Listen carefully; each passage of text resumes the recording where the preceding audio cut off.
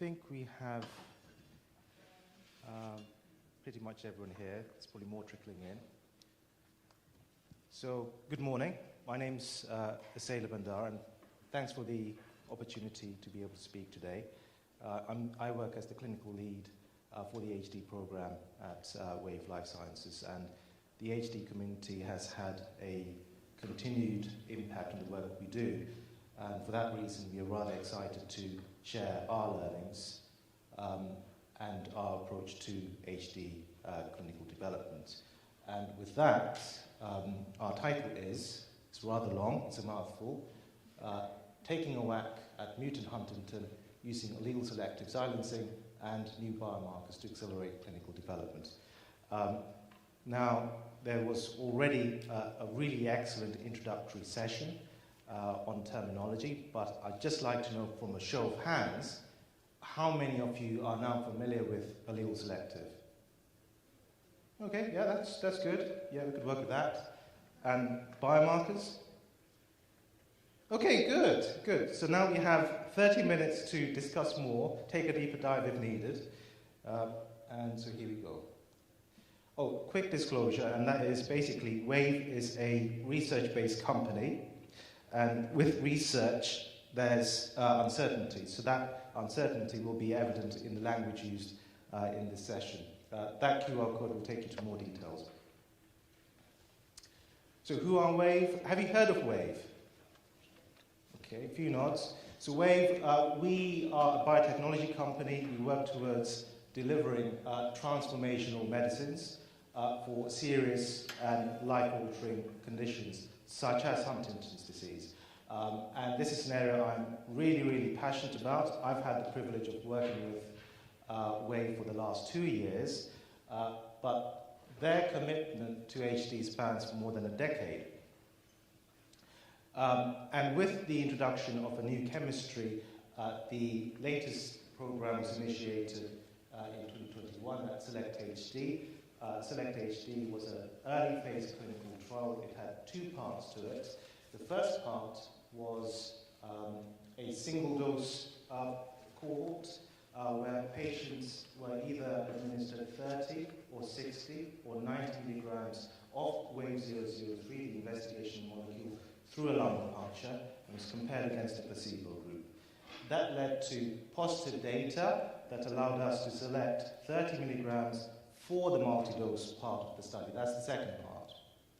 That second part, 30 milligrams was administered 3 times, 8 weeks apart, and the patients were followed up to 6 months. And then we received positive data from that, and that's informed our program going forward. So, to tackle HD, we aim to selectively lower mutant huntingtin and spare the healthy protein, also known as the wild type, as you see from the previous session. But there's 2 kind of principles you need to understand. And that is that for individuals without Huntington's disease, they would have inherited 2 copies of the gene, both expressing healthy huntingtin protein. Whereas for individuals with Huntington's disease, one of those genes, so a different version of the gene is called an allele. Some people use it interchangeably, but that gene would be expressing mutant huntingtin. Whereas there's a remaining copy that continues to express the healthy protein. So this basically means over time that toxic mutant huntingtin accumulates, and there's also a reduction in the healthy protein that's also important function.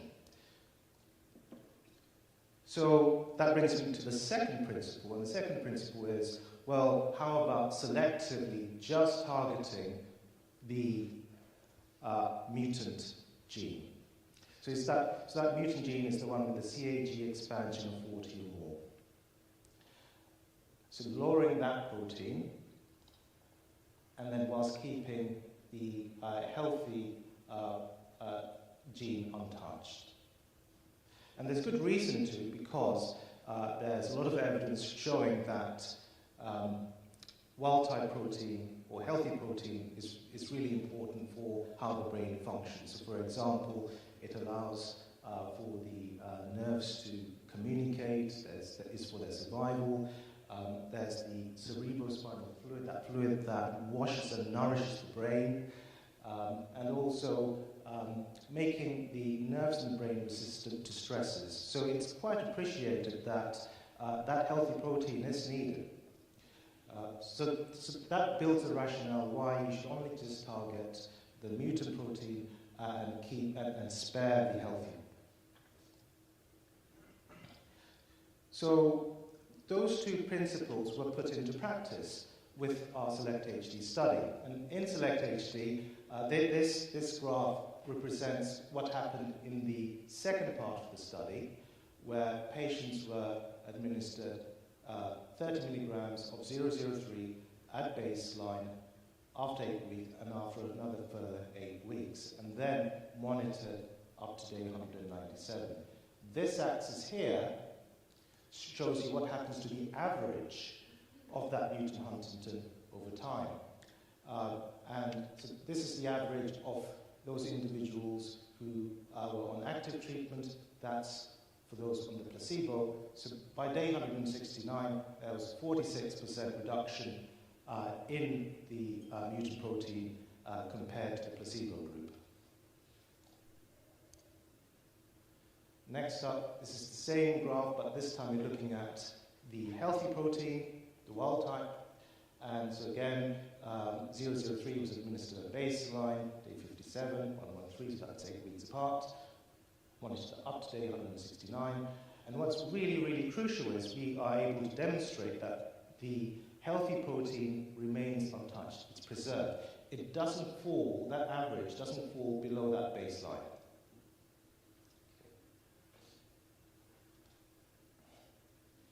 So, allele-selective, did that help on what we already knew before? Yeah? Nods? Okay. Accelerating HD research, biomarkers. We'll now talk about biomarkers. So, biomarkers, when they're carefully used, you can accelerate research by recruiting less patients, having shorter study durations. And one of the biomarkers that have been identified for HD is caudate atrophy. So we'll go into that.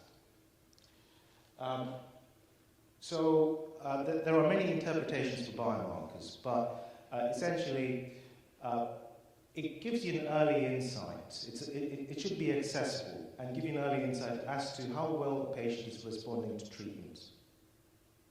And not only that, if a biomarker is powerful enough, it could actually tell you early on, could predict early on what kind of clinical benefit is to come with the treatment in the future. So these can be implemented into a clinical trial, and as I alluded to, this means that you could get shorter clinical trial periods, you can recruit less patients, and ultimately then prove faster that there is a therapeutic effect brought about by the drug. And this then translates to faster access to promising treatments to patients.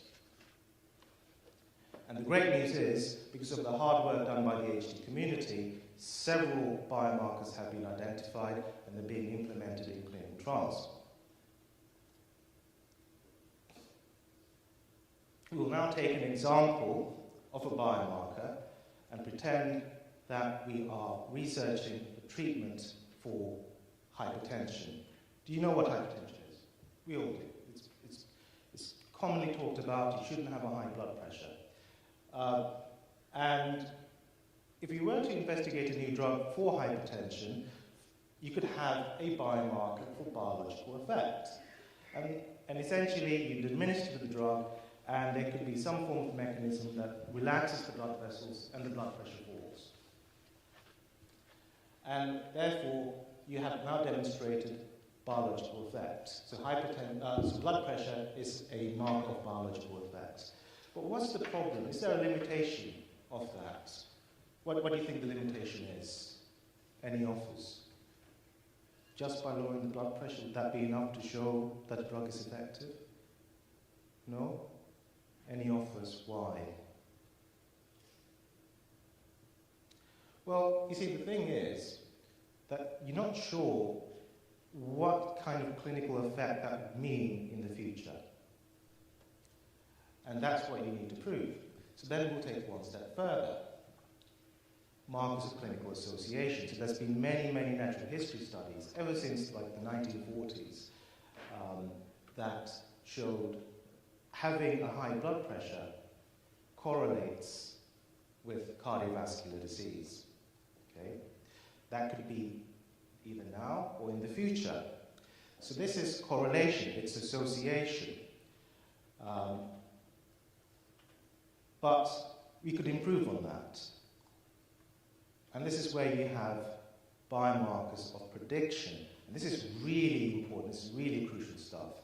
And it's important because you need to be able to say with quite a high degree of certainty that if you apply a therapeutic effect now in reducing the blood pressure and you continue to do so, in the future you are now improving the outlook for patients, that there is a lower risk of cardiovascular events and strokes.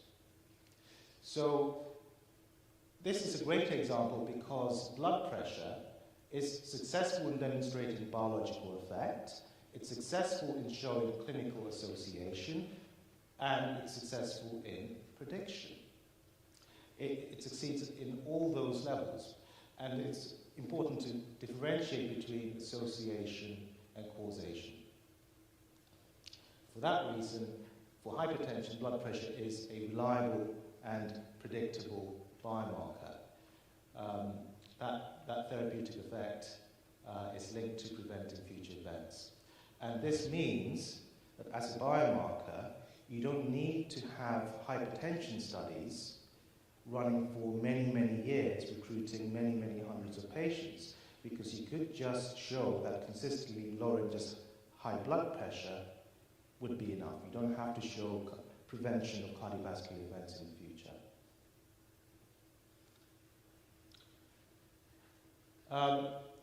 So massive strides have been made by the HD community, and that's thanks to really good natural history studies, one of which is NOHD. NOHD has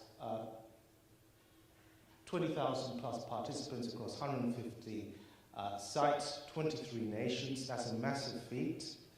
And there's HDYO that will be presented later, and the HDYO survey series. All these things have informed a better understanding of what the disease cause is, and in the process, tease out what could potentially be really good biomarkers for clinical trials.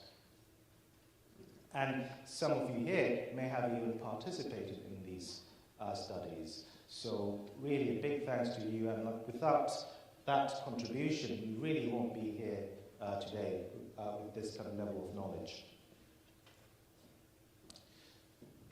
So the caudate has been spoken about, talked about many times already.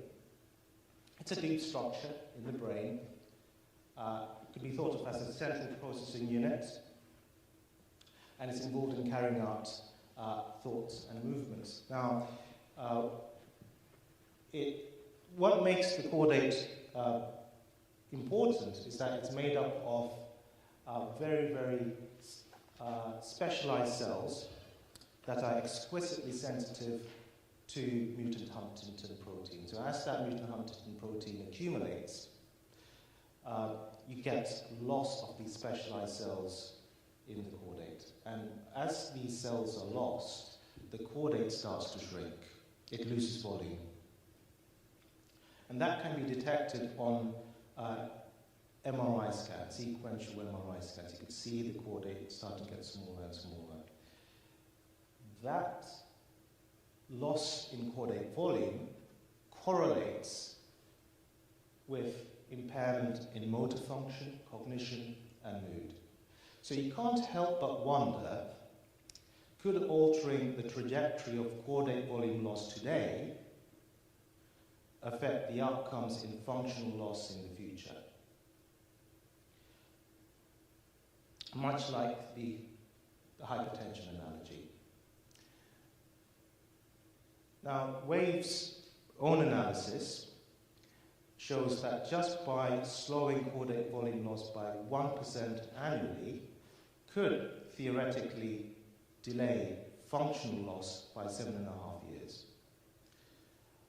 And that's why it's strongly considered as a biomarker for accelerated approval.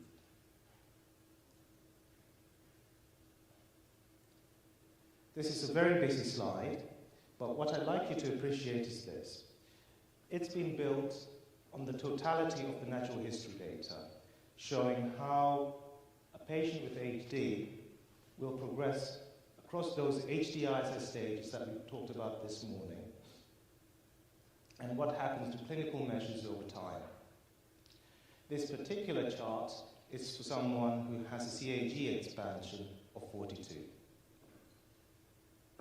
Stage 1 gives you an idea of what kind of age range that individual would have a mutation being confirmed. Stage 1 is where a certain level of the caudate has been lost. Stage 2, where there is a specific level of motor function impairment or cognitive impairment, shown by the SDMT. And then finally, stage 3, where there is evidence of functional decline.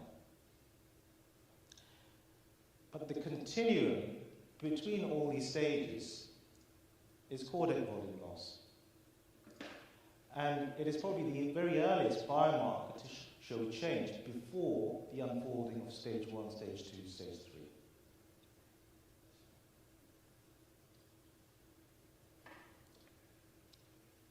So, with all that in mind, and I've spoken about how SELECT-HD selectively lowered mutant huntingtin levels, we then plotted that percentage loss of mutant huntingtin, or percentage lowering of mutant huntingtin, against what happened to the caudate volume that we saw amongst the patients who were treated. So if you take participants here who didn't see much MHTT lowering at all, and unsurprisingly those were the placebo patients, they saw the highest level of caudate atrophy, caudate loss. Whereas for those individuals who had the highest levels of mutant huntingtin lowering, they saw the most preservation of the caudate.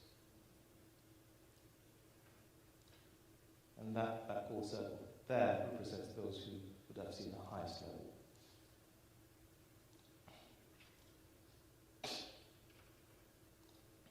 So I've already alluded to much of SELECT-HD's results, but what I'd like you to take away is that this is the first ever demonstration that selectively lowering mutant huntingtin levels with that demonstrated in the cerebrospinal fluid through that lumbar puncture correlates with preserving caudate volume. We also spared the healthy protein. Those levels didn't fall below baseline. The 8-week dosing regimen, so 30 milligrams every 8 weeks, was generally safe and well tolerated. And there was talk of neurofilament light chains being of interest in the previous talk. We did see elevations, but they did not correlate with the frequency or severity of adverse events, and we did not see a correlation with caudate volume. Finally, we took all the data from the single dose and multi-dose parts of the study and modeled it to support a less frequent dosing regimen. So in this study, we administered 003 at every 8 weeks, but now we have evidence to support less frequent every 12 weeks. There was a great presentation provided by Anne-Marie on HDYO's breaking down barriers that can be accessed through this QR code here.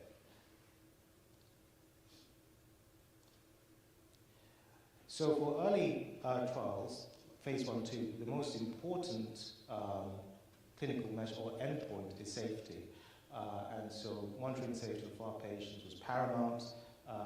And when we compared the treatment arm against the placebo arm, there was not much of a difference in adverse events. And when it came to drug-related adverse events, these were temporary, they were reversible, none of them were severe at the time of the readout, and none led to withdrawal from the study.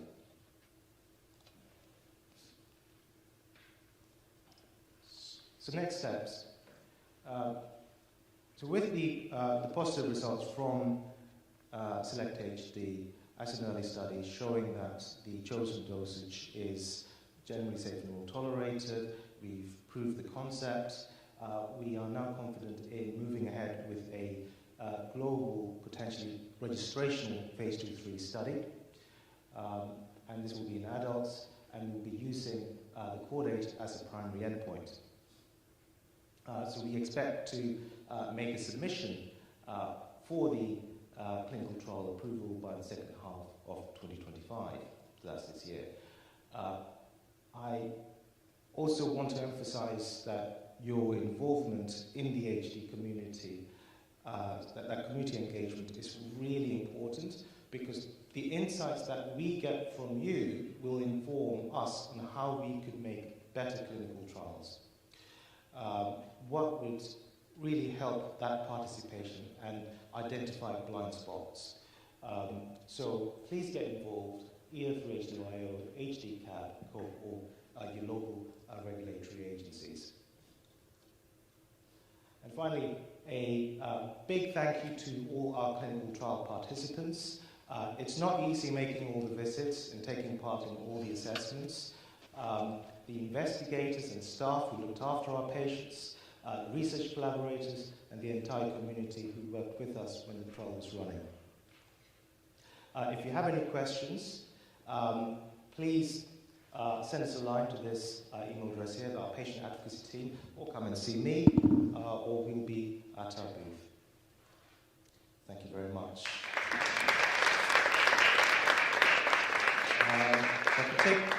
Do you have time for questions? Yeah? Okay.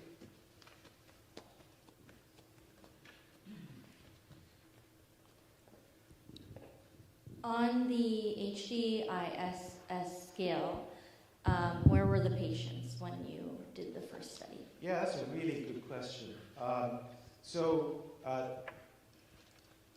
Let's go. For our study,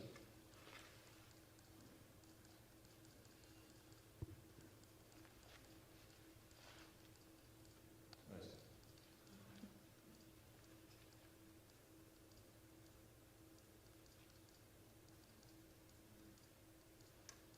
Here we go. All our patients had manifest disease. So the new staging system doesn't perfectly align with the definition of manifest or pre-manifest. And back when our study was initiated, we didn't have the benefit of the HDYO staging system. But to get a rough idea, all our patients already had motor symptoms, so it'll be around this area, stage 2 to stage 3. Yes, got a question there and there.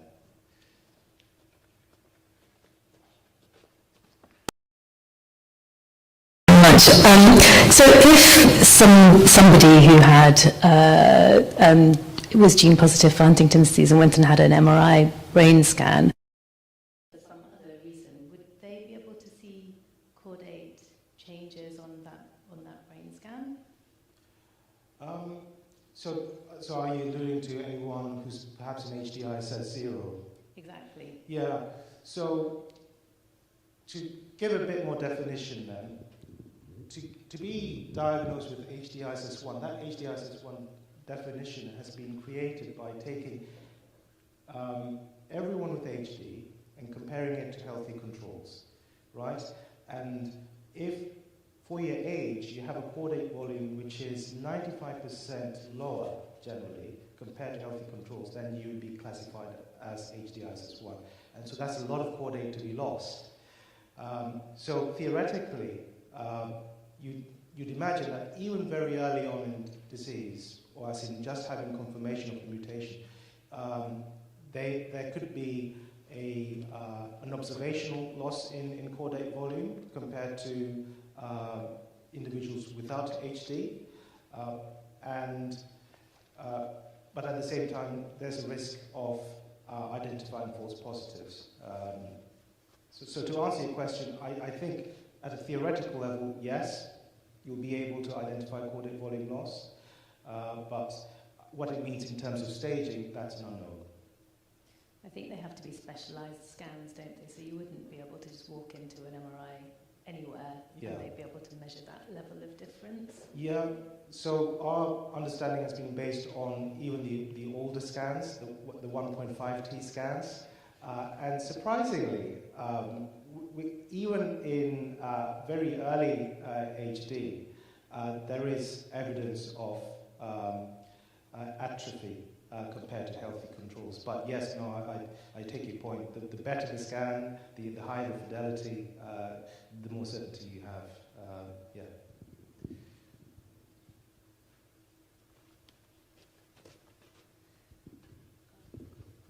Hi, and thank you for the presentation. My question is not exactly related to this, but we also talked in the before meeting. This variation, or let's say for somebody who at the age of 35, I've seen many people here talking about that these symptoms really started to show around 45 and 50 age, and it's then where you can actually start to see a lot of motor functioning skills going a little down. But what is that point, or how it sets apart those people who are getting at the age of 35 years, and why do they get so early in that stage of HTT? Maybe it was answered in the previous meeting, but maybe I did not get it, if you can. So, just so I understand your question, are you asking why is it that you have some individuals who have early motor symptoms compared to others despite having a similar CAG expansion, right? Yes, and also in my experience in my family, so she's my aunt, she got diagnosed around 35 or 36 years of age, but the decline we saw in her health was very fast. I think by the age of 42, she was already on bed, so yeah, I just did not understand why is it so much extreme in her case rather than the people I'm meeting here and talking to, so yeah. Okay, so so you can break it down to variables that we know and variables that we don't know. And that's all part of biological variability.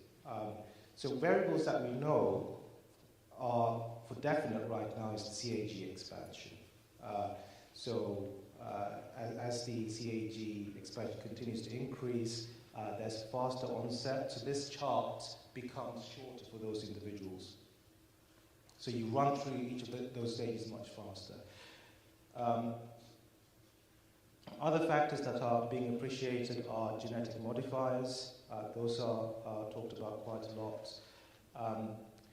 And then there are aspects around just things that we just don't know yet. So you could really tighten the group. You could take a really similar group of patients who have a CAG expansion of 42, but still you have such a wide range, age 25 to 50.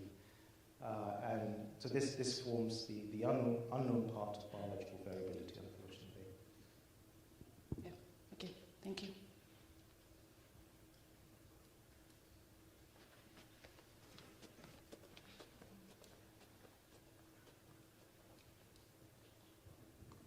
So I was wondering if the caudate volume is necessarily associated with the CAG expansion, or is it a possibility that other genetic modifiers influence this caudate volume? Or does the evidence suggest that it's strictly related to CAG? So I can't speak for genetic modifiers. I don't have enough information. But for CAG expansion, definitely. There is a calculation that is done, which is a function of the CAG expansion and time by age. And these give you an idea of how much exposure one has had to that expansion, to mutant huntingtin. And that correlates with caudate volume.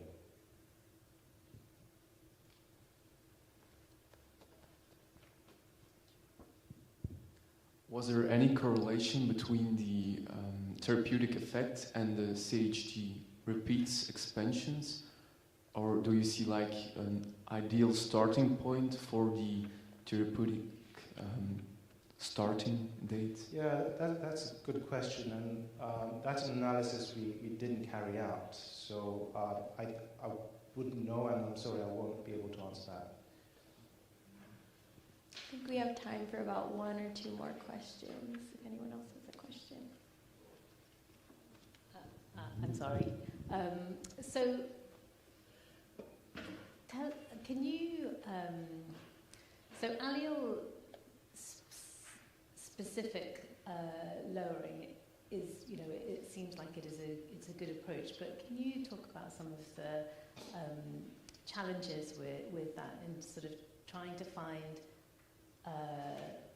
sort of molecules that will cover, enough of the population, because you have to have a particular genetic change, don't you, for it to work? Yeah. Naya, I guess you're talking about SNPs. Yeah. So for those of you unaware of the SNP story, the way that we identify the mutant allele is through a phenomenon called SNP. A SNP is like a kind of a biological target on the allele, saying that here I am, this is how you target me. And the molecule 003 can identify that. This specific SNP is only found in 40% of patients. But saying that, it's possible to identify other SNPs. So the challenge is, yes, this specific therapy is for the 40% of the population who have that specific SNP, SNP3, but other SNPs can also be identified, and that's how we can actually ensure that the treatment is accessible to the wider population. We just need to prove the concept here. Thank you, Dr. Nandara, for your wonderful presentation and answering everyone's questions. Everyone had really great questions. We have about 5 minutes break before the next session start, but let's give Dr. Nandara another round of applause. Okay, thank you.